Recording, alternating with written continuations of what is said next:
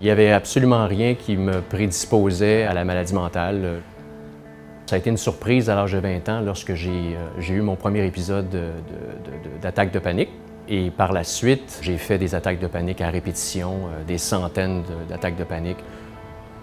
Et ce n'est que plusieurs années plus tard que j'ai eu la chance de rencontrer un excellent médecin, un médecin psychiatre, qui m'a diagnostiqué avec un trouble de l'humeur et qui m'a finalement donné et prescrit le bon traitement qui fait en sorte qu'aujourd'hui, je vis une vie tout à fait normale. J'ai un travail, j'ai une famille. Je peux dire que je suis un homme comblé en ce moment. Ce qui a été un élément déclencheur chez moi, le décès de Robin Williams.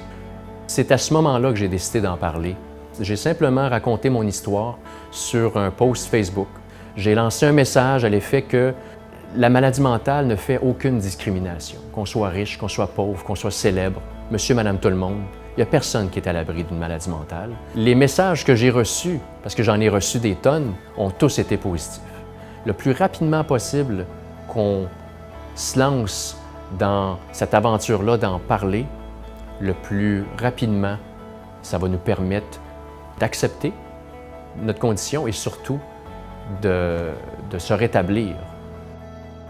Être un visage de la campagne de la santé mentale, premièrement, c'est une belle reconnaissance du travail accompli ces 3 dernières années avec mon blog, avec les conférences et les interventions que j'ai dû faire, que j'ai fait. Mais c'est plus que ça, c'est une opportunité de pouvoir poursuivre la mission première que je m'étais donnée en 2014 à l'aide de mon blog, de lutter contre les préjugés, de parler de santé mentale. Les gens sont prêts à en parler de la santé mentale et de la maladie mentale, mais nous, en tant que société, et individuellement, sommes-nous prêts à écouter? J'ai songé à quelques reprises dans ma vie à m'enlever la vie parce que j'y arrivais plus. Je croyais faire du mal à des gens parce que je me sentais comme un fardeau envers eux. Mais il y avait toujours ce petit élément d'espoir, le fil qui me retenait à la vie. Et à ce moment-là, c'est ce qui m'a fait en sorte que je n'ai pas passé à l'acte. Il y a plusieurs étapes. Il y a l'acceptation, évidemment.